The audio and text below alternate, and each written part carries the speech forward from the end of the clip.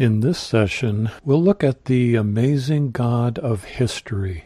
The Bible reveals much about the nature and character of the God of the universe. And one of the most astounding things is his revelation of future events to his people. His purpose in doing this is to motivate faithful people to draw closer to him, to be encouraged, and to take comfort in his absolute sovereignty over everything in his creation. One of the most incomprehensible aspects of the nature of God is that he exists beyond or outside of time. We are such creatures of time that it's almost impossible for us to imagine someone to which time does not apply. But we need to understand that time simply does not apply to God. He is eternal and infinite with respect to time. This does not mean that he is unaware of the succession of events within his creation. He designed time as one of the governing factors in the experience of his creatures, so that events occur in a particular order. He's aware of exactly what has happened in our past, what is happening to us right now, and what is going to happen in our future. But God is aware of all of those points along our timeline simultaneously. They are all in his eternal present. He's not only aware of these things, but he has sovereign control over all of them. This aspect of the existence of the infinite God is almost completely beyond our finite capability to comprehend. At one point in time, the prophet Isaiah recorded God's challenge to his people in these words: "Remember the former things long past, for I am God, and there is no other. I am God, and there is no one like me, declaring the end from the beginning, and from ancient times things which have not been done, saying, My purpose will be established, and I will accomplish all my good pleasure." That's Isaiah chapter 46, verses 9 and 10. So not only is God aware of and sovereign over all of the events of history, he has also chosen to reveal some of those future events to the biblical prophets who recorded what they had been told. God does this for several important reasons. The prophetic revelation confirms the inspiration, inerrancy, and authority of God's Word. It gives hope and comfort to believers in knowing that God is in control. This results in worship and praise that is given to their Creator by his creatures. Prophetic revelation gives an indication of the greatness of God, and it promotes personal purity as his faithful creatures seek to please him with their lives. Prophetic revelation also points us to God's ultimate goal for human history, and it creates a sense of urgency for sharing the gospel. Since Isaiah was quoted a moment ago, let's begin with the prophet Isaiah. He was probably born about 765 B.C., and at that time the Jewish nation was divided between the northern kingdom of Israel and the southern kingdom of Judah, where Isaiah lived. The kingdom of Judah was experiencing times of prosperity under the reign of King Uzziah, but in 745 B.C., a fearsome king rose to power in the nation of Assyria to the north. Isaiah was called to ministry in the year that King Uzziah died, which was 740 B.C. The northern kingdom of Israel went to war against Assyria, but they were defeated and eventually taken captive in 722 BC. Under the leadership of Hezekiah, the southern kingdom of Judah remained safe for the time being, but Assyria was the dominant superpower across the entire region, even subjugating the Egyptians and the Babylonians. Throughout this time, Isaiah constantly warned against making alliances with foreign nations instead of depending on God for deliverance.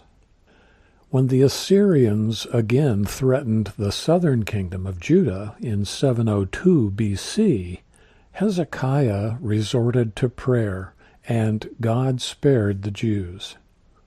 After God also spared Hezekiah himself from a serious illness, he eagerly entertained emissaries from Babylon, which implied that he was hoping a Babylonian alliance would assure their safety against Assyrian aggression in the future. At that time in history, we would expect Isaiah to say that Jewish unfaithfulness would lead to Assyrian domination, since Assyria was the ruling power who had conquered the northern kingdom after their unfaithfulness. But Isaiah proclaimed that the southern kingdom would be taken captive by the Babylonian Empire. And we see this in Isaiah chapter 39, verses 6 and 7. This must have seemed silly or puzzling to the Jews at that time in history, because the Babylonians were under the thumb of Assyria and would not even rise to power in the region until almost 100 years into the future.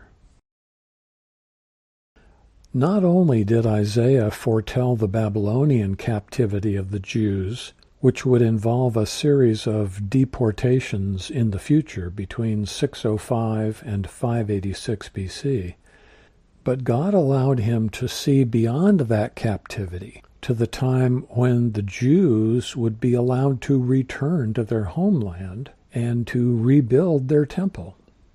Isaiah prophesied that God would use a man named Cyrus as his chosen instrument to release the Jews from Babylon. What I'm about to read is a passage from Isaiah in which God named Cyrus as their deliverer, even though Cyrus had not yet been born and would not be either Assyrian or Babylonian. He would become the ruler of a future kingdom of the Medes and Persians, which would eventually conquer the Babylonians in 539 BC. Here is what Isaiah recorded of God's declaration. It is I who says of Jerusalem, she shall be inhabited, and of the cities of Judah, they shall be built, and I will raise up her ruins again. It is I who says of Cyrus, he is my shepherd, and he will perform all my desire. And he declares of Jerusalem, she will be built, and of the temple, your foundation will be laid.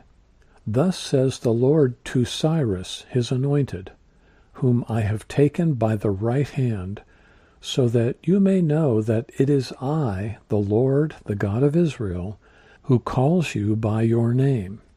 For the sake of Jacob my servant, and Israel my chosen one, I have also called you by your name. I have given you a title of honor, though you have not known me. I am the Lord, and there is no other. Besides me, there is no God. That comes from Isaiah chapter 44, verse 26, through Isaiah 45, verse 5. History tells us that the Assyrian Empire would be conquered by the Babylonian Empire, which in turn would be conquered by the Medo-Persian Empire. Cyrus would not come to power for over 150 years after Isaiah gave this prophecy. At the time of the Babylonian captivity which Isaiah had prophesied, Daniel was one of the Jewish teenagers who was deported to Babylon in 605 BC. Shortly after his arrival in Babylon, he was called upon to interpret King Nebuchadnezzar's dream of the great statue. God revealed to him a succession of future kingdoms which would come after Nebuchadnezzar in history. In Nebuchadnezzar's dream, the head of gold was the Neo-Babylonian Empire, and we see that in Daniel 2, verse 38. They would rule for about 100 years, between 626 BC and 539 BC. The next ruling empire was represented by the chest and arms of silver, which would be the Medo-Persian Empire, which we see in Daniel chapter 5, verse 28. It would dominate the region for about 200 years, from 539 BC until its conquest by Alexander the Great around 330 BC. Alexander's empire was represented by the belly and thighs of bronze, which we see identified in Daniel chapter 8, verses 20 and 21. It would swiftly conquer and control the region for about a decade, between 330 BC and Alexander's death in 323 BC. But 4 of Alexander's generals would then divide the Greek Empire, which would continue in power for almost 300 years. They would eventually be conquered in stages by the Roman Empire, represented by the legs of iron. Further down the statue, and therefore later in history, the Roman Empire is represented by feet of iron mixed with clay. We see that in Daniel chapter 2, verse 40. Now, even though the Western Roman Empire fell into chaos after about 500 years, the eastern part of the empire would continue in power for another 1,000 years after that. And the Europeans who eventually ruled the former provinces of the Western Roman Empire maintained most of the Roman laws, traditions, and culture. So, in a sense, the Roman Empire never ceased to exist. The ongoing impact of the Roman Empire has continued down through history to the present day, even though its influence has been divided and dispersed, which Daniel described in chapter 2, verses 41 to 43. The impressive statue in Nebuchadnezzar's dream represented the sequence of Gentile powers that would dominate God's people during what Jesus called the times of the Gentiles. Luke chapter 21, verse 24. Gentile domination would last from the Babylonian captivity until Jesus himself would establish his kingdom of righteousness at his second coming, which is described in Daniel chapter 2, verses 44 and 45. We should remember that God gave Daniel this revelation about 600 BC, and that this vision of the future so far has encompassed over 2,600 years of history. Several decades after Daniel had interpreted Nebuchadnezzar's dream, God gave him additional details about the sequence of future kingdoms down through history.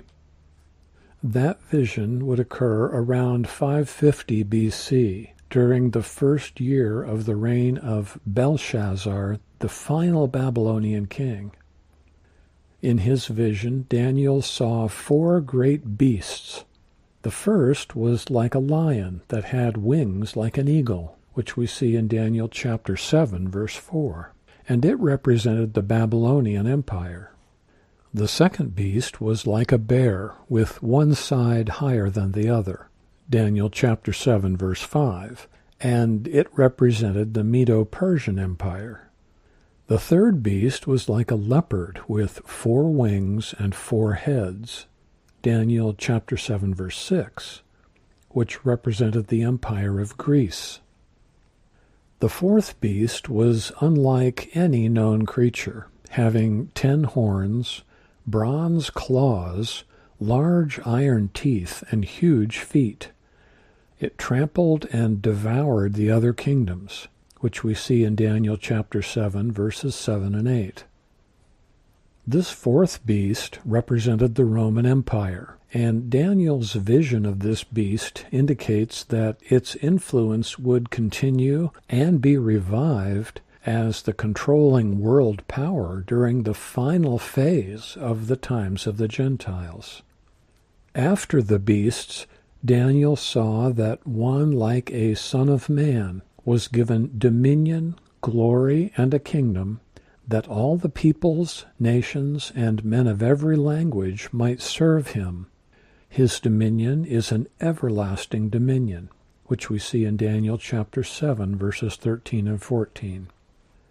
God gave Daniel this revelation around 550 BC, so this vision of the future included all of world history down through modern times, and even into the messianic reign of Jesus Christ after the wrath and judgment of the tribulation period. Daniel himself was distressed by the visions, which we see in Daniel chapter 7, verse 15. And after the revelation ended, he said that his thoughts were greatly alarming me, and my face grew pale, but I kept the matter to myself. Daniel 7, verse 28. About 2 years after Daniel's previous vision, and still during the reign of the final Babylonian king, Belshazzar, Daniel received additional information about the future. He saw a 2-horned ram, having one horn that was longer than the other, and this ram overpowered all of the other beasts. We see that in Daniel chapter 8, verses 3 and 4. Daniel was told that the ram represented the Medo-Persian kingdom, Daniel chapter 8, verse 20, which at that time had not yet risen to power.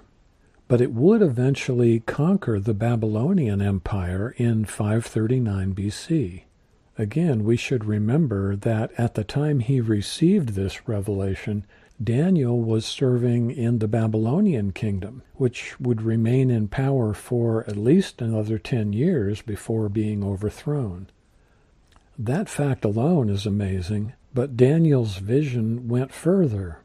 He saw a male goat with a single horn, rapidly flying in from the west to defeat the ram. Daniel was told that this western goat represented the kingdom of Greece, and the large horn that is between his eyes is the first king, Daniel chapter 8, verse 21. The horn is symbolic of ruling authority, and this represented the conquest of Medo-Persia by Alexander the Great, which happened around 330 BC. This part of Daniel's vision had skipped over the 200 years during which the Medo-Persian Empire would be in power after the Babylonians. History records that Alexander died shortly after conquering Persia, and that was also revealed to Daniel, as it says in chapter 8, verse 8, "As soon as he was mighty, the large horn was broken." But the empire of Greece did not end with his death. Instead, Daniel saw that there came up 4 conspicuous horns toward the 4 winds of heaven. Again, Daniel 8, verse 8. This represented 4 of Alexander's generals, who divided his kingdom among themselves. History tells us the names and territories of these 4 kings. Lysimachus took Thrace and Bithynia to the far northwest of Israel, while Cassander took Macedonia and Greece in the far west. Directly to the north of Israel, Seleucus took Syria as well as the territories to the east. Finally, directly to the south of Israel, Ptolemy took Egypt, as well as initially laying claim to the land of the Jews. Two of those kingdoms would be larger and more important because they would eventually control the territory directly north and south of the land to which the Jews would be allowed to return in order to rebuild Jerusalem and their temple. Therefore, Israel was to become a battleground between those two rival kingdoms. In Daniel chapter 8, verses 9 through 14, the vision focused on one ruler who would eventually come to power from within one of the four Greek kingdoms, almost 400 years into the future from Daniel's perspective. We need to remember that this revelation was given to Daniel while he was serving within the Babylonian Empire, and that would be several decades before its conquest by the Medo-Persians, who would eventually fulfill Isaiah's prophecy to restore the Jews to their land by the decree of Cyrus. Daniel must have been both thrilled and disheartened by this new revelation that God was giving to him. It skipped ahead to a time when the Jews appeared to be living again in their homeland. But he was told that they would then be persecuted by yet another foreign power. Daniel was told, chapter 8, verse 23, "In the latter period of their rule, when the transgressors have run their course, a king will arise, insolent and skilled in intrigue." This king is described as a rather small horn which grew exceedingly great toward the south, toward the east, and toward the beautiful land. Daniel chapter 8, verse 9. Since the horn is symbolic of ruling authority, this is a ruler who will eventually rise to prominence from within the Seleucid kingdom located to the north of Israel. As well as desiring to expand his empire in the Far East, he will exert his power against the king of the south, which would be the place where the Ptolemaic kings ruled Egypt. Of course, the beautiful land, the land of the Jews, will suffer because it's directly in the path between those two kingdoms. This vision accurately depicts the events surrounding the reign of Antiochus IV Epiphanes, who ruled the Seleucid kingdom between 175 and 164 BC. That decade would be especially disastrous for the Jews because of his anti-Semitic policies. History tells us that Antiochus had a small beginning because he was not the rightful heir to the throne, but he was skilled in intrigue. Chapter 8, verse 23. So he used bribery and manipulation to gain the throne. In general terms, Daniel is told that he will destroy to an extraordinary degree and prosper and perform his will. He will destroy mighty men and the holy people. Daniel 8, verse 24. History records that in 169 BC, Antiochus IV plundered the Jewish temple of its treasures, including removing the golden altar, lampstand, and utensils. In 167 BC, he ordered that the Jews were to stop temple sacrifices, forsake the law of Moses, and build altars for sacrificing unclean animals to pagan gods. He attacked Jerusalem on many occasions, slaughtering many Jews, burning parts of the city, and tearing down its walls. God allowed him to do this because of the apostasy and unfaithfulness of the Jews, who began practicing pagan customs in Jerusalem at that time. This vision must have been devastating for Daniel, who, as it says in chapter 8, verse 27, was exhausted and sick for days afterward. He was told to write all of this so that it could be preserved for future generations. Again, we should remember that God gave this information to Daniel almost 400 years before it would happen. And it did happen exactly as it had been revealed. Daniel chapter 9 records another vision of the future, which he received when he was serving the Medo-Persian king Darius in the year 538 BC, shortly after the conquest of the Babylonian Empire.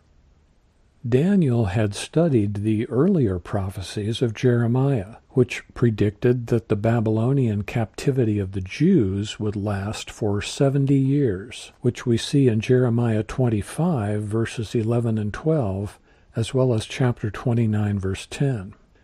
That period of time was rapidly coming to a close, so Daniel humbly sought the Lord in sackcloth and ashes, confessing the sins of the Jews while asking for forgiveness and restoration. The information that God provided in response to Daniel's humble prayer is so important that it will be treated elsewhere. Suffice it to say that the prophecy in Daniel chapter 9, verses 24 to 27, covers a period of time from the Medo-Persian decree to restore and rebuild Jerusalem to the arrival of the Messiah, followed by his death and the destruction of Jerusalem, and finally through the future tribulation, which culminates in the second coming of Christ. Daniel chapters 10, 11, and 12 contain the final revelation that Daniel received, which was during the time when he was serving the Medo-Persian king Cyrus, shortly after Cyrus officially proclaimed an end to the Babylonian captivity of the Jews in 536 BC. Daniel was fasting and praying because he desired to more fully comprehend the earlier visions that God had given him, especially as it described the future suffering of the Jews recorded in chapter 8. Chapter 10 described Daniel's encounter with a powerful messenger who would share detailed information about the future of the Jewish people. Now, since in this session we're focusing on the amazing God of history, we are going to look at the historical fulfillments of some of the prophecies recorded in the first part of chapter 11. Bible scholars have identified over 100 separate predictions in Daniel chapter 11, verses 1 through 35, and all of them have been fulfilled in history exactly as foretold. When this vision came to Daniel in 536 BC, he was an elderly statesman serving in the Medo-Persian Empire, and God revealed this to him. Daniel chapter 11, verses 2 through 4. 3 more kings are going to arise in Persia. Then a fourth will gain far more riches than all of them. As soon as he becomes strong through his riches, he will arouse the whole empire against the realm of Greece. And a mighty king will arise, and he will rule with great authority and do as he pleases.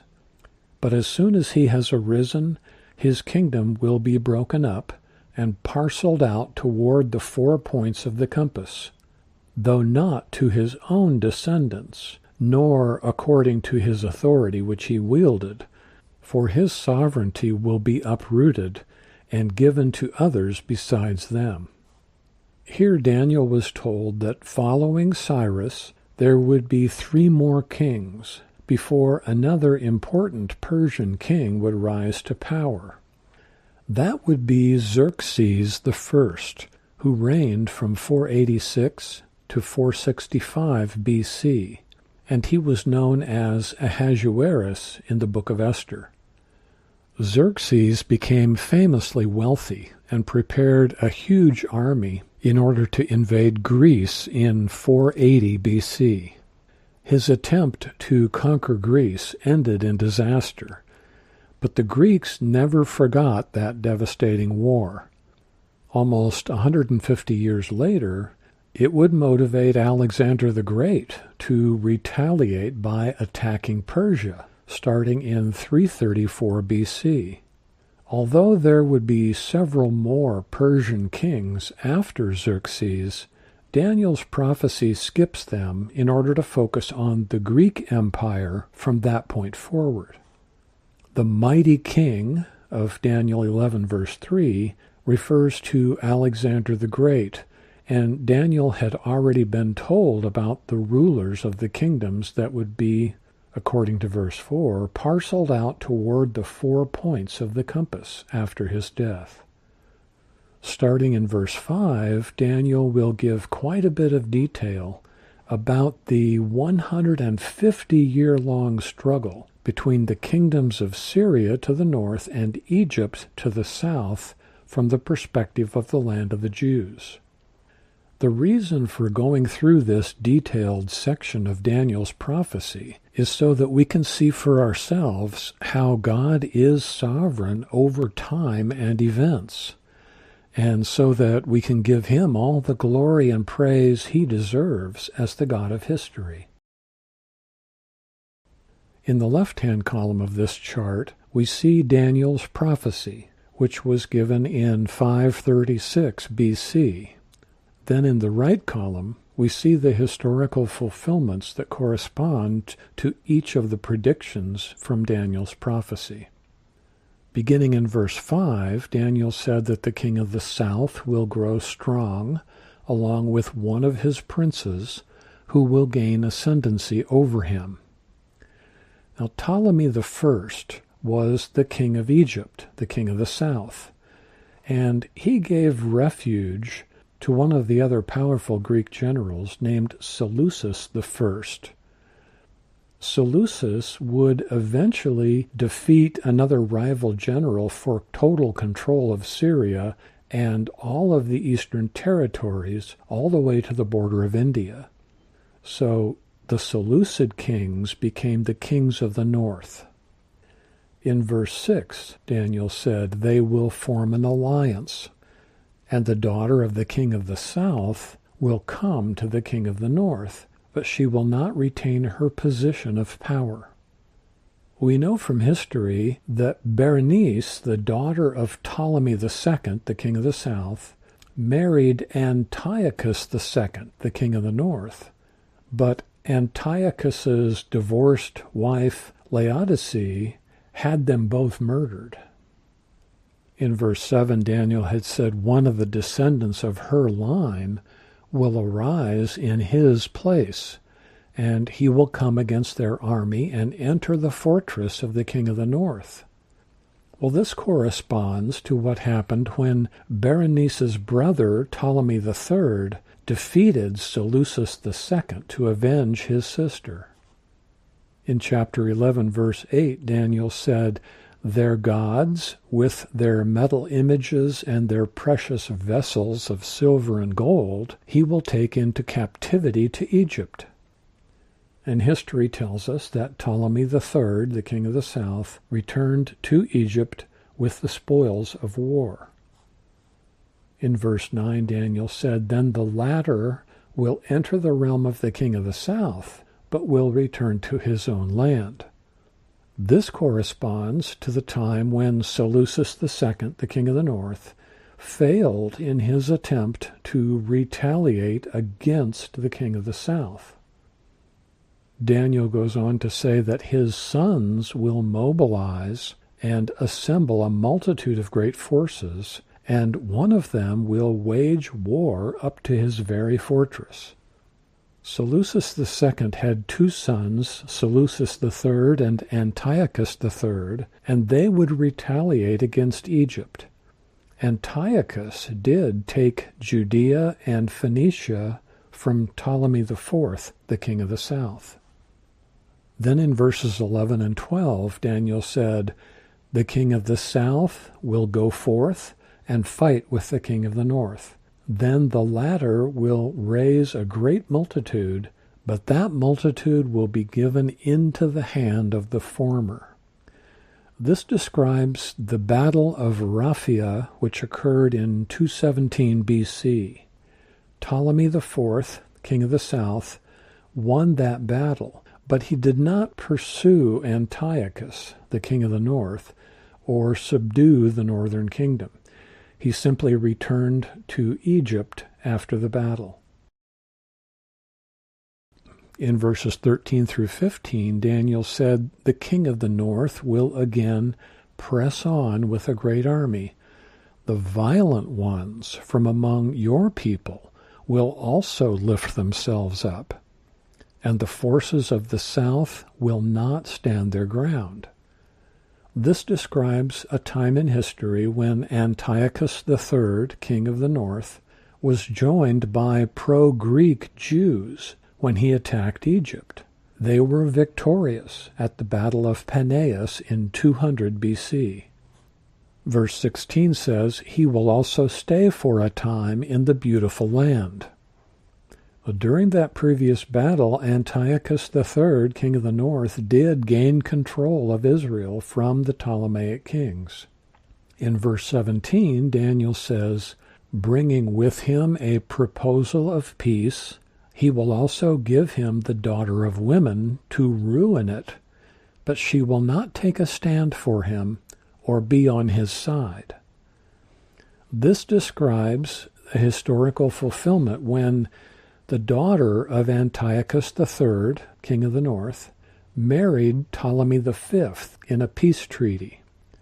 Antiochus intended for his daughter to weaken Ptolemy, but instead she supported Ptolemy.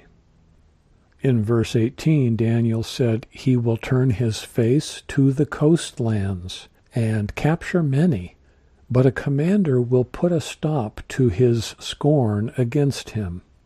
This describes the time shortly afterward when a very frustrated Antiochus III, king of the north, began to attack Roman territory in the west. But in 190 BC, he was defeated and forced to pay tribute. In verse 19, Daniel said he will turn his face toward the fortresses of his own land, but he will stumble and fall and be found no more. History tells us that while Antiochus III, king of the north, was attempting to plunder a temple in the eastern territories of his empire, probably in order to gain treasure to pay Roman tribute, he was killed in 187 BC. Then in verse 20, Daniel said, "In his place one will arise who will send an oppressor through the jewel of his kingdom, yet within a few days he will be shattered."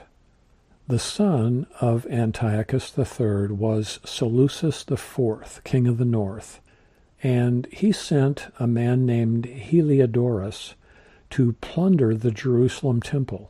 But Heliodorus would shortly assassinate Seleucus IV in 175 BC.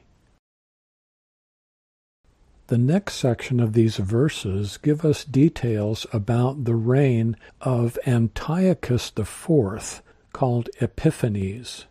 And this section will expand on Daniel's vision that he received in chapter 8, verses 9 through 14, as well as chapter 8, verses 23 to 25.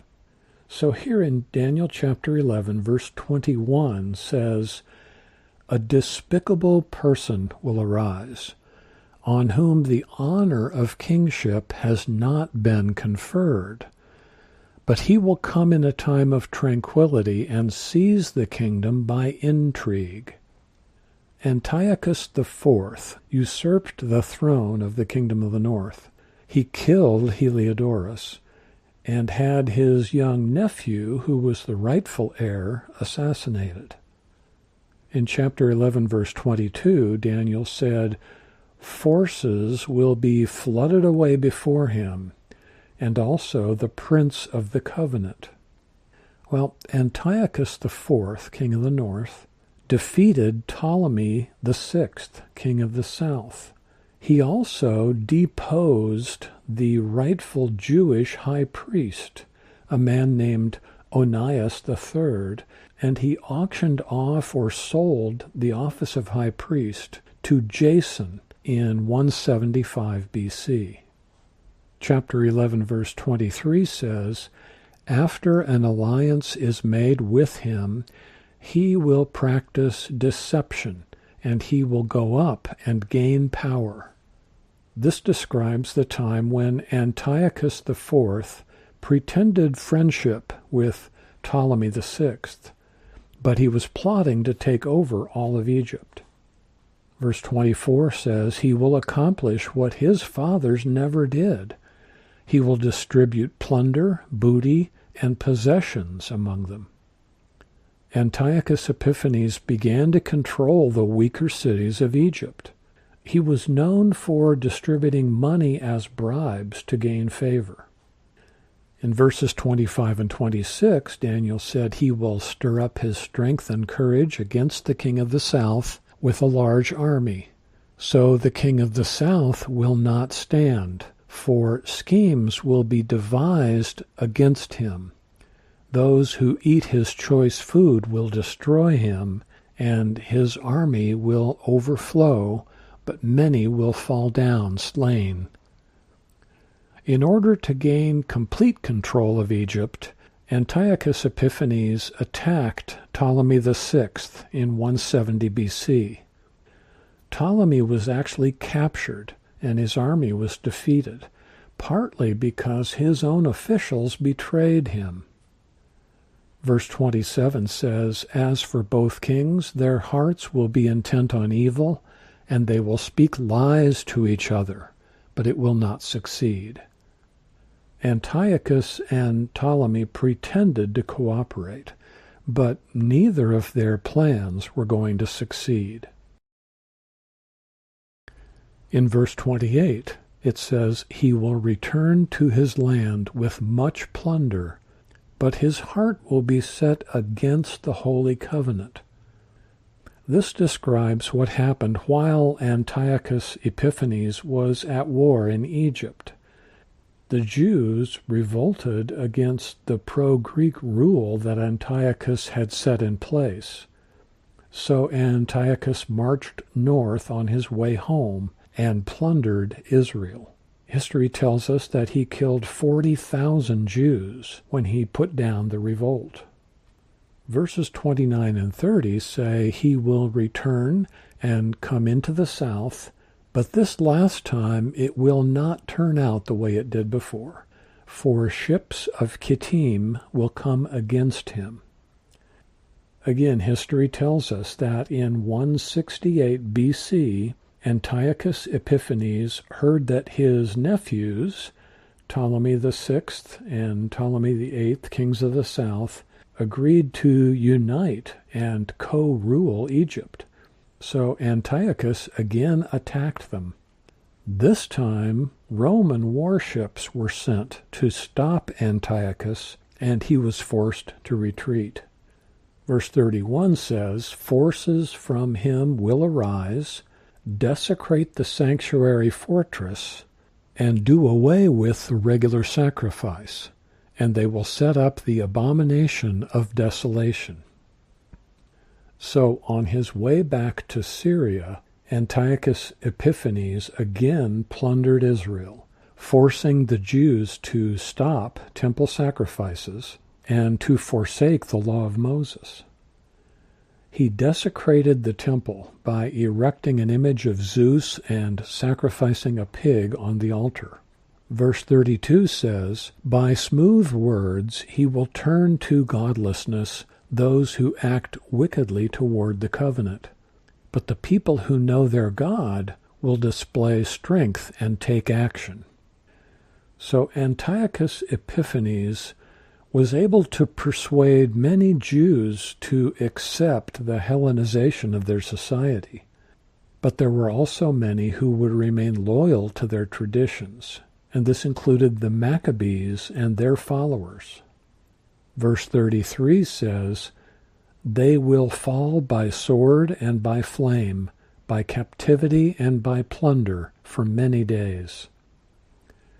Many loyal Jews were persecuted and killed during what is called the Maccabean Revolt. Verse 34 says, "They will be granted a little help, and many will join them in hypocrisy." So after the Maccabees had some success in opposing Antiochus Epiphanes, many of those who had previously accepted Greek ways began to join the Maccabees and return, but they did so in hypocrisy. Verse 35 says, "Some of those who have insight will fall, in order to refine, purge, and make them pure until the end time." God allowed this persecution in order to refine, purge, and purify his people, and the same will be true in the end times. Verse 35 serves as a transition between the prophecies of the Grecian kings and those of an even more wicked king who will arise in the end times.